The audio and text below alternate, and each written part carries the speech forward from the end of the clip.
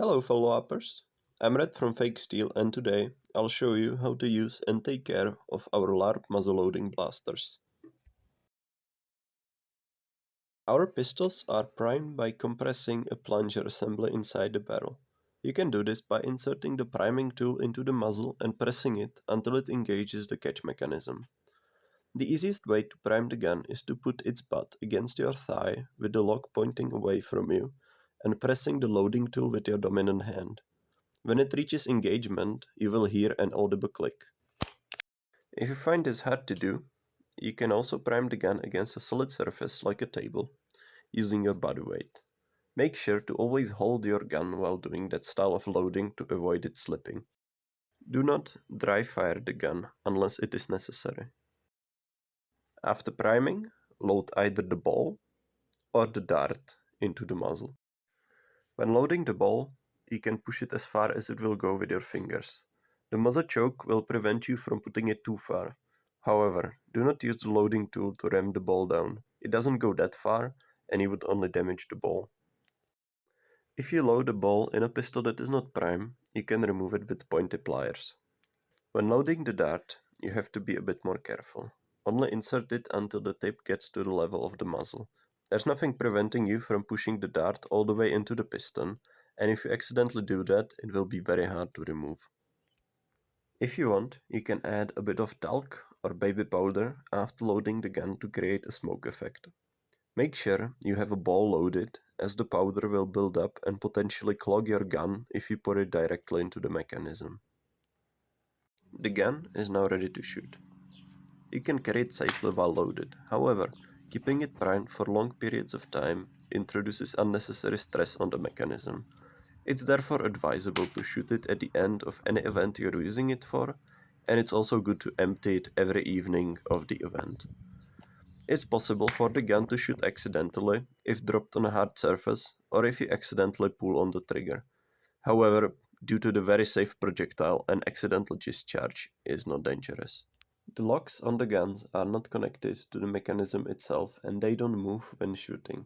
They are solid steel, much like most of the barrels, so while accidentally shooting someone will be harmless, hitting them with the gun definitely won't be.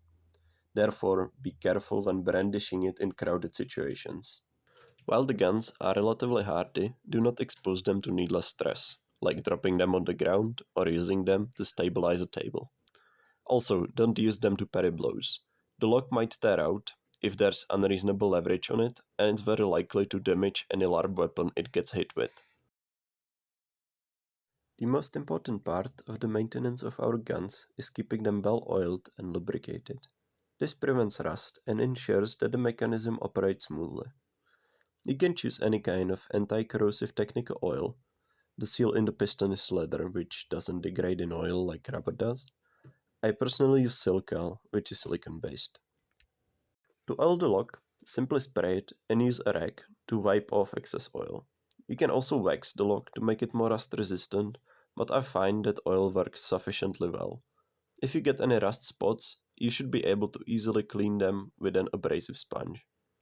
To lubricate the barrel, put the gun against the table, spray a generous amount into the muzzle, and pump the piston a couple of times with your ramrod to almost engagement, so that you spread the lubricant on the inside of the barrel.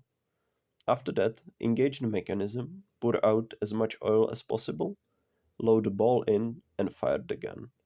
It's good to lubricate the barrel before and after an event you were using the pistol for. Sometimes you should also oil the trigger mechanism by simply spraying a lot of oil into the trigger hole and pouring out any excess. The barrels should survive several thousand shots before their components give out. However, with wear, it's possible that you could start hearing rattling in the barrel. This is caused by a little ball coming loose from one of the internal rivets, which can then get into the spring compartment.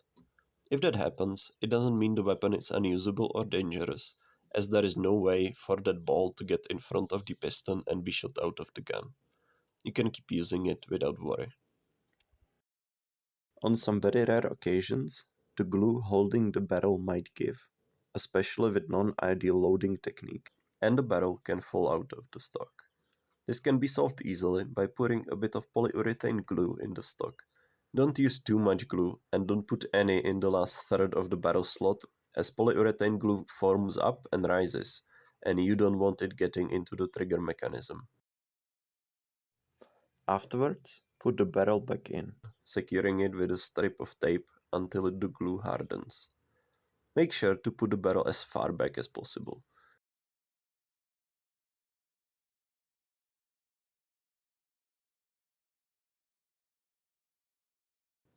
After it hardens overnight, cut off any excess glue and your gun is ready to shoot again.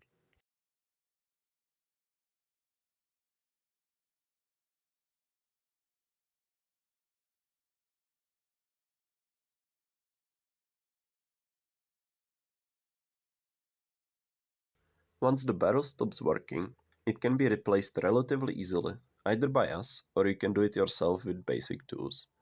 This replacement will be considerably cheaper than getting a whole new gun. When that situation comes, don't hesitate to contact us and we can figure out a solution. Thank you for watching and I hope you always hit your mark.